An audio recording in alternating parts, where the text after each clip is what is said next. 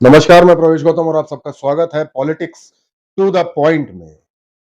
मुख्यमंत्री का बयान, शिवराज सिंह चौहान का बयान याद होगा आपको कि मध्य प्रदेश ऊर्जा यानी बिजली में सरप्लस राज्य है और आत्मनिर्भर भी है। रिपोर्ट कार्ड में भी बताया गया। शिवराज के इस बयान अनुसार भाजपा सरकार ने करोड़ों खर्च करके मध्य प्रदेश के हर एक घर में 24 घंटे बिजली उपलब्ध करवाई है।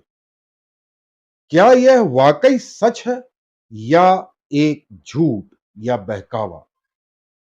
क्योंकि शिवराज सिंह चौहान का बयान देखने के बाद जब मेरी नजर इन खबरों पर जाती है कि अघोषित कटौती से जनता परेशान, हेडलाइन आपने देखी होगी, पढ़ी होगी, सुनी भी होगी।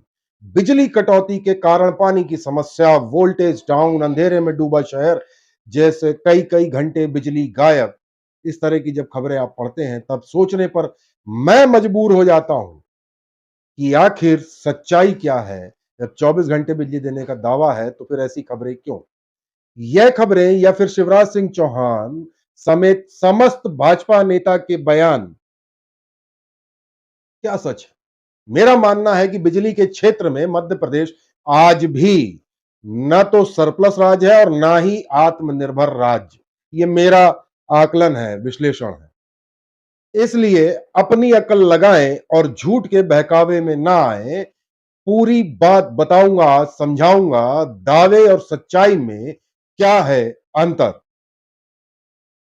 शिवराज सिंह चौहान के ट्विटर और फेसबुक अकाउंट में एक वीडियो है, पहले उसको देख लीजिए, फिर मैं परत दर परत खोलूंगा और बताऊंगा पॉलिटिक्स टू द पॉइंट, राजनीति क्या है। बिजली गुम मध्य प्रदेश भाजपा सरकार में सरप्लस स्टेट बना है। राज्य में पहले बिजली की मांग और पूर्ति में 1650 मेगावाट का भारी अंतर रहता था।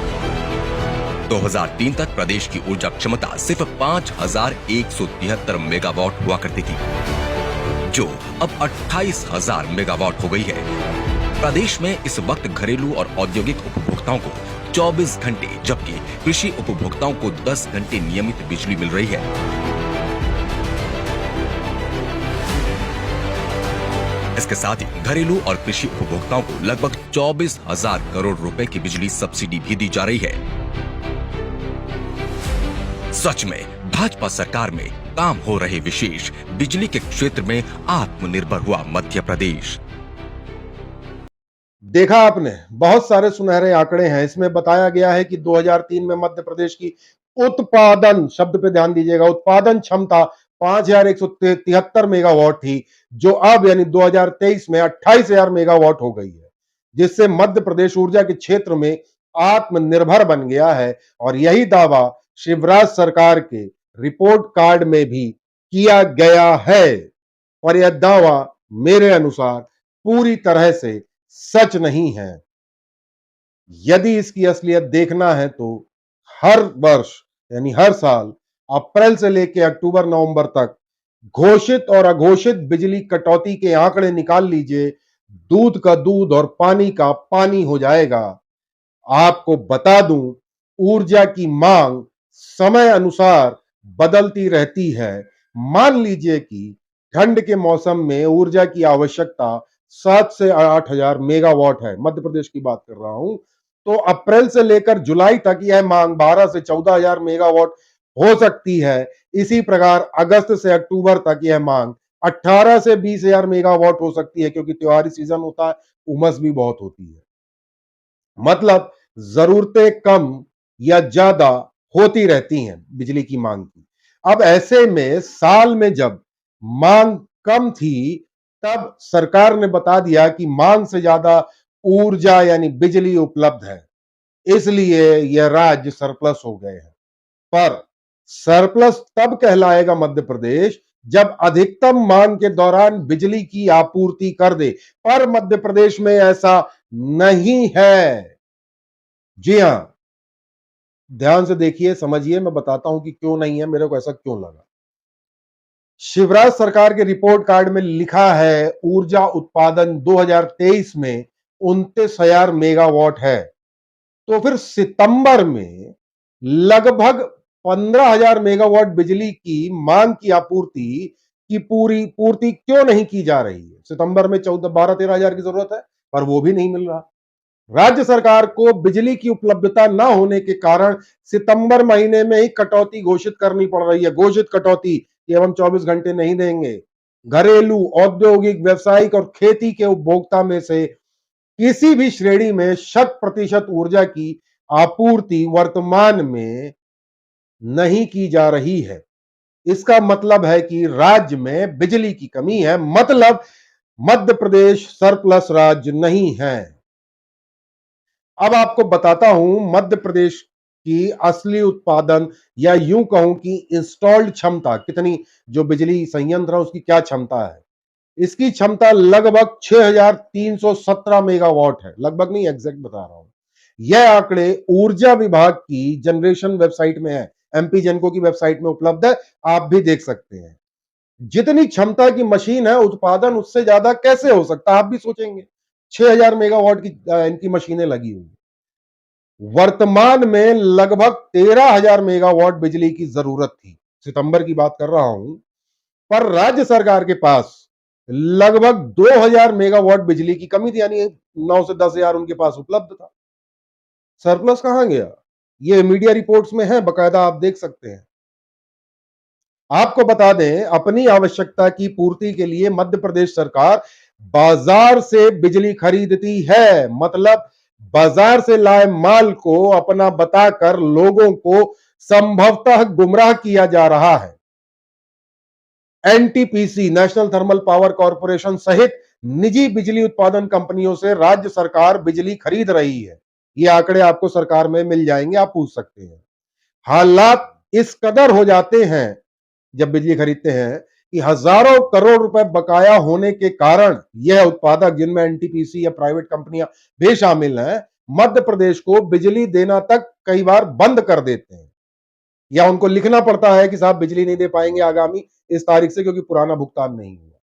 जो थर्मल बिजली इकाई मध्य प्रदेश की, यानी सारणी वगैरह में, यानी कोयले से बिजली पैदा करने वाली उत्पादन इकाइयां, उनमें क्षमता अनुरूप कोयला भी कई बार साल भर उपलब्ध नहीं रह पाता। विभिन्न मीडिया रिपोर्ट्स के अनुसार ऊर्जा विभाग की देनदारियों को देखेंगे तो समझ आएगा कि राज्य सरकार समय से कोयले का भुगतान कोल इंडिया को नहीं कर पा रही है। इस कारण कई बार कोल इंडिया को कोयले की सप्लाई बंद करनी पड़ती है। हकीकत है, मीडिया रिपोर्ट्स इसकी आप गूगल पे सर्च करेंगे तो मिल जाएगा। इसको लेकर समय समय पर बहुत सारे मीडिया संस्थान खबरें भी करते हैं, आपको आराम से मिल जाएगा, इत्मीनान से सर्च करिए और पढ़िए। ऊर्जा उत्पादन इकाइयों द्वारा समय से कोयले का भुगतान भी नहीं किया जा रहा है, क्योंकि राज्य सरकार द्वारा इन्हें समय से भुगतान नहीं किया जाता। राज्य सरकार जो पैसा देती है वह पैसा है जो सब्सिडी के रूप में सरकार द्वारा दिया जाता है, यानी बिजली कंपनी से कहती है कि सस्ते में दे दो, बाकी पैसा हम देंगे ताकि उपभोक्ता पे भार ना पड़े, सब्सिडी। राज्य की वित्तीय हालत इस कदर खराब है कि भुगतान समय से नहीं हो पा रहा है, और भुगतान वही हो रहा है जो चिल्ला रहा है। यानी जब पावर जनरेशन कंपनियां कहती हैं कि भुगतान कर दीजिए तभी बिजली हम दे पाएंगे, वरना बिजली आपूर्ति बाधित हो जाएगी, उत्पादन क्षमता कम हो जाएगी, तो बिजली आपूर्ति बाधित होना स्वाभाविक है। सरकार के करोड़ों रुपए खर्च करने के दावे की असलियत देखना है तो दूरस्थ ग्रामीण इलाकों में जाइए, छोटी तहसीलों में जाइए, जहां आज भी कई जगह उचित क्षमता के ट्रांसफार्मर उपलब्ध नहीं है या उच्च गुणवत्ता के ट्रांसफार्मर उपलब्ध नहीं है।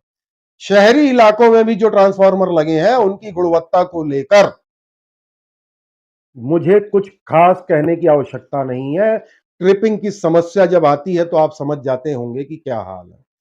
मतलब करोड़ों जो खर्च किए गए हैं उसका कोई मतलब नहीं है, क्योंकि असलियत में प्लानिंग के अनुसार यह नहीं हुआ। हालात यह है कि बिजली कंपनियों पर हजारों करोड़ का कर्ज भी चढ़ा हुआ है। जी हां, सरकारी आंकड़े हैं। इसको प्रति व्यक्ति के अनुसार, एक मीडिया रिपोर्ट में था कि इसको प्रति व्यक्ति के अनुसार देखा जाए तो लगभग 23 से 24 हजार रुपए प्रति व्यक्ति के ऊपर यह कर्जा निकलेगा, जितना ऊर्जा कंपनियों के ऊपर। यह कर्जा कब उतरेगा इसका ना तो कोई ठोर है, ना ठिकाना है। मध्य प्रदेश बिजली खरीदते समय प्लानिंग नहीं करता। अभी हाल ही में कुछ मीडिया रिपोर्ट्स में उल्लेखित है किया गया है कि राज्य सरकार ने एनटीपीसी की कुछ बिजली सरेंडर कर दी है। होता क्या है कि एक दोनों के बीच में एक एग्रीमेंट होता है कि हम साल भर इतनी बिजली लेंगे, लेकिन जब मांग उतनी नहीं होती तो एक मिनिमम बैलेंस यानी फिक्स चार्ज राज्य सरकार को उस उत्पादन इकाई को देना होता है कि अभी हम नहीं खरीद रहे हैं, लेकिन जो मिनिमम चार्ज यानी आपके मेंटेनेंस वगैरह का वो ले लीजिए, क्योंकि वो उत्पादन इकाई यदि मान लीजिए 100 मेगावाट बना रही है, 50 मेगावाट उसको राज्य सरकार मध्य प्रदेश को देना है, तो मध्य प्रदेश को वो लेना पड़ेगा। यदि नहीं ले रहा, मान लीजिए 20 लिया, तो 30 मेगावाट वो क्या करेंगे? बिजली को स्टोर नहीं किया जा सकता। जैसे ही बिजली बनती है, ऊर्जा बनती है, उसको तुरंत ट्रांसमिट करना पड़ता है।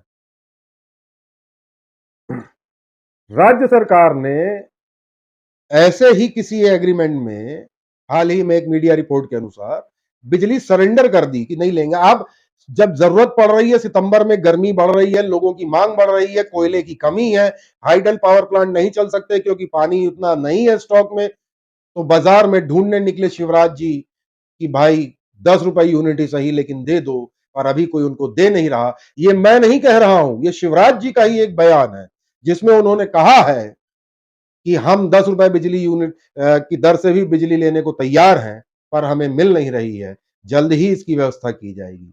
इसका मतलब ये है कि जो रिपोर्ट कार्ड बताया गया है, महत्वपूर्ण जो क्षेत्र में बताया है अधोसंरचना में, उसमें जो आंकड़े दिखाए गए हैं वह आंकड़े पूरी तरह से सच प्रतीत नहीं हो रहे हैं। पॉलिटिक्स टू द पॉइंट में इतना ही कहूंगा कि राजनीतिक आंकड़ों को वेरीफाई करने की बहुत आवश्यकता है। सुनहरे विज्ञापन और सुनहरे जो वीडियो आप देखते हैं या सोशल मीडिया पे पोस्ट देखते हैं, उनको ठोक बजाकर आप समझने की कोशिश करिए। कुल मिला के 18 साल शिवराज के जो शासन रहा है, और यदि बीजेपी की बात करूं तो 2003 से 2023 का जो रिपोर्ट कार्ड कह रहा है, उस स्तर पे प्रदेश आत्मनिर्भर नहीं हुआ जिस तरह से दावे किए जा रहे हैं। बिजली की आपूर्ति के लिए आज भी मध्य प्रदेश खुले बाजार पर आश्रित है, यानी बाजार में ओपन मार्केट में बिजली नहीं मिलेगी तो राज्य की जनता के को भी बिजली नहीं दी जा सकती, और अघोषित कटौतियां या मेंटेनेंस के नाम पे घोषित कटौती का दर्द की वजह से होने वाले दर्द को आम जनता को झेलना पड़ेगा, गर्मी में बैठना पड़ेगा, पसीना भी आएगा।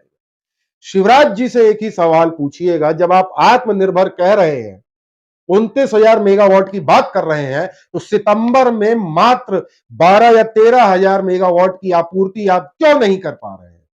क्या आपके घर में नहीं बन रहा, मतलब राज्य में नहीं बन रहा? शायद वह इसका जवाब न दे, पर हकीकत यही है कि मध्य प्रदेश की ऊर्जा उत्पादन इकाइयां सरकार की इतनी ऊर्जा उत्पादित नहीं करती हैं कि साल भर जनता की मांग की पूर्ति की जा सके। इसलिए मुझे ऐसा लगता है कि शिवराज जी का जो दावा है या शिवराज सरकार का जो दावा है वह खोखला है। इसलिए पॉलिटिक्स टू द पॉइंट में इतना ही कहूंगा, बहकावे या दिखावे में ना आए, अपनी अकल लगाएं और तथ्यात्मक बात करें। चुनाव में जनता को यदि दर्द समझ में आएगा तो चुनाव में बताएगी, और जनता को समझ में नहीं आएगा तो फिर से जिताएगी। बहरहाल देखना दिलचस्प होगा कि जनता शिवराज सरकार के इस दावे को मानती है या नहीं। पॉलिटिक्स टू द पॉइंट आपको कैसा लगा जरूर बताएं, अपनी टिप्पणी जरूर करिएगा। चैनल को सब्सक्राइब भी करें। बहुत बहुत धन्यवाद।